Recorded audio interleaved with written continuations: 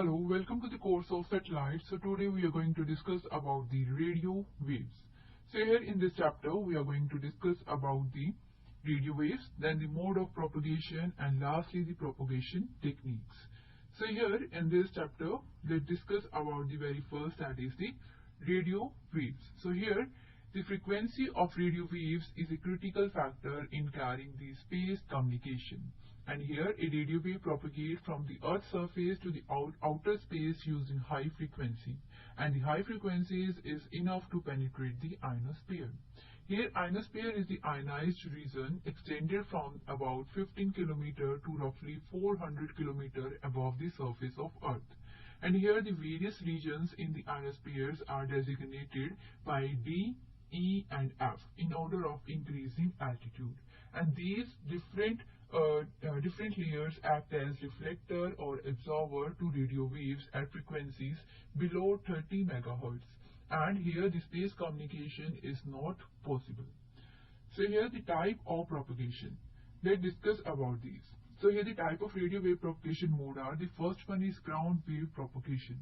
Here in ground wave propagation we use the frequency below ionospheric penetration frequency. And here wave propagate along the Earth's surface, and it is used for broadcasting and communication services such as AM broadcast band, amateur radio, radio navigation and land mobile services. Here the three components of ground wave propagation are direct wave, ground reflected wave and the surface wave. Second mode is the terrestrial propagation mode. Here it is using a frequency below 300 MHz, and here wave propagate toward and return from the ionosphere. So here it is also known as the ionosphere or the sky wave mode. And here these waves are used for commercial FM and very high frequency television band, aeronautical and marine mobile services. Next mode is troposphere or forward scattered wave. Here it is using a frequency above 30 MHz and up to 3 GHz, and it is generated by scattering of energy from diffractive index of the troposphere, and these signals are used for the long distance communication. Next mode is the direct propagation mode, and here it is using a frequency above ionospheric penetration frequency, and here the wave propagates as the line of sight propagation, and it is used for terrestrial radio relay communication and broadcasting services. Now the radio wave propagation mechanism. So there are different mechanisms. Let's discuss about these one by one. The first one is the absorption. So here absorption, it is a reduction in the amplitude of a radio wave. Next is scattering. So scattering is a process in which the energy of a radio wave is dispersed in the other direction. And here the scattering is due to interaction with inhomogeneities in the propagation medium. Next is refraction. Refraction is a change in the direction of propagation of a radio wave, and here it results from the spatial variation of refractive index of the medium. Next is diffraction. Diffraction is a change in the direction of propagation of a radio wave, and it is result from the presence of an obstacle, a restricted aperture, or the other object in the medium. And the next one is the multipath propagation mechanism.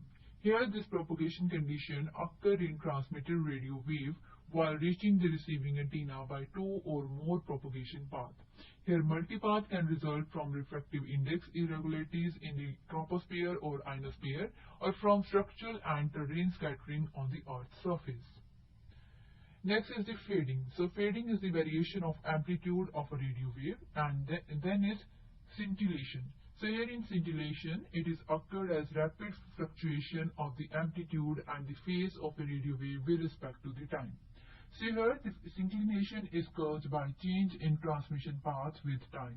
And here the term fading and scintillations are interchangeable. However, the fading is usually used to describe slower time variation on the order of seconds or minutes, whereas the scintillation refer to the more rapid variation on the order of fraction of seconds in duration. And the last one is frequency dispersion. So here the frequency dispersion is the change in the frequency and phase component across the bandwidth of radio wave, and it is caused by the dispersive medium. And here it is also caused by small scale irregularities in the transmission path. So this is all about the